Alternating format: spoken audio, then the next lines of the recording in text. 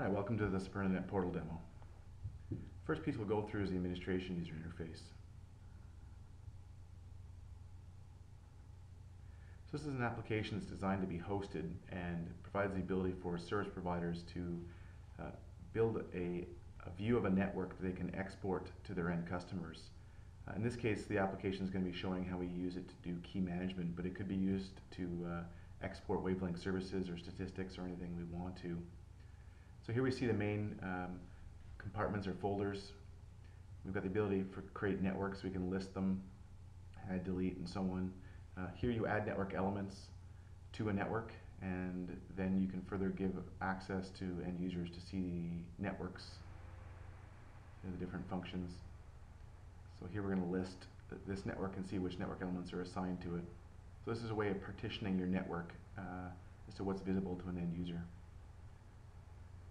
The next area is sites. So this gives us location, so we can plot these on a map. We use Google Maps for this purpose. So you create a location with an address, and then you assign network elements to the site. That lets us place objects in the map. Here's network elements. So here we can create network elements. We support various vendors, equipment. We can also, once we've added a network element, discover that node, its equipment, its ports, and everything related to the services on that node. And here we're showing how we create a circuit or a relationship between two ports. So we browse down into the equipment, pick the ports that we'd like to associate, and we click the preview circuit button. We can then define the service type. Just scroll down here. We're going to use crypto, so it's a key management application, but this could be anything. We're going to generate keys, and we're going to give this circuit a customer name. So we can create circuit. It stores in the database. We also have a mechanism to display all the circuits associated to a network element. So here we're showing where we can query the database for that information. So a carrier would use this to provide access to specific circuits and network elements. And when the user logs in, they'll be able to see only the circuits and services available to them, which I'll show shortly. So here we create users or additional administrators.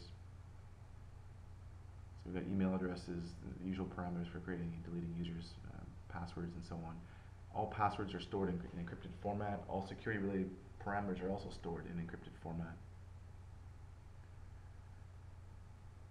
So go back to administration.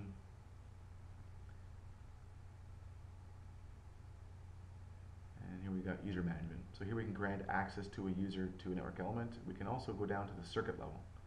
And this gives us the ability to fine-tune what the user can see in terms of alarms, performance data, and gives them control over managing, in this case, crypto or encryption related parameters in a hosted web-based key management application.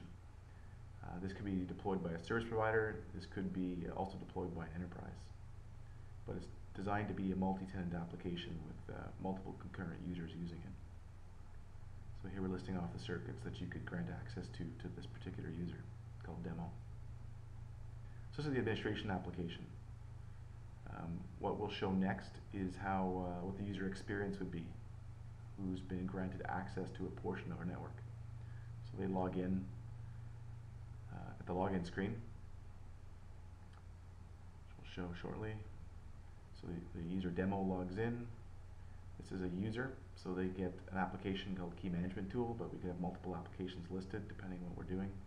Here they've got access to one network, but we could list many networks. Each of these networks can be a portion of a much larger network, and this restricts what the user can see and do within the much larger network.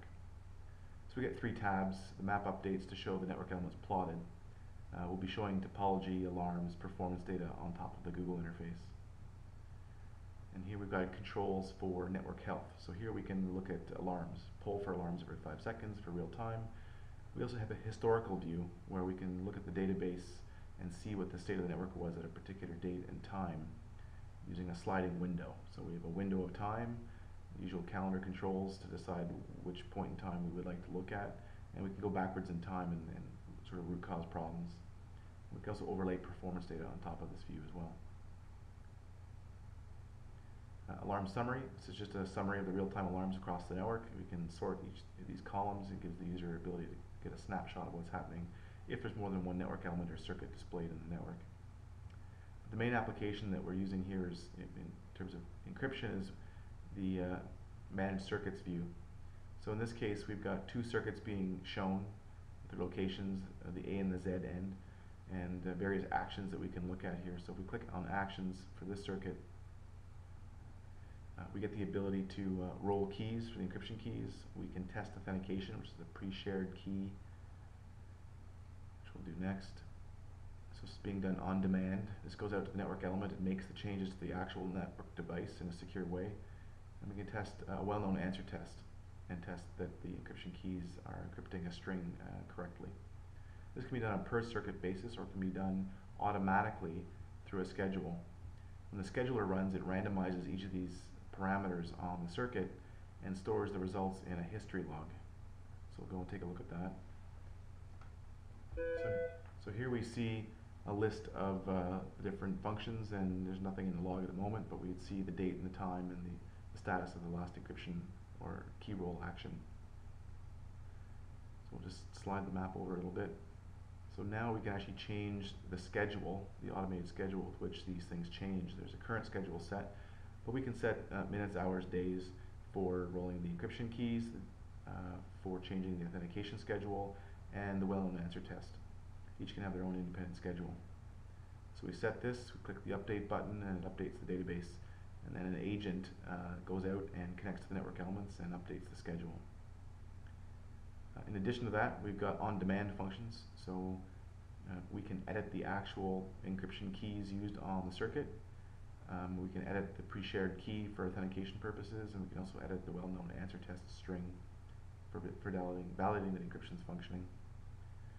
Here we've got two test buttons that we can use to test one or more circuits.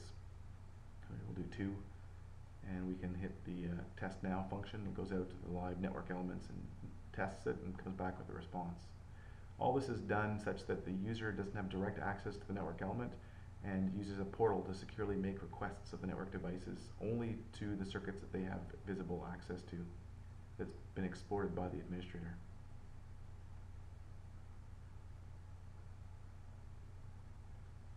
And if these are at multiple networks, different geographies of the world, they could make those changes across the various elements.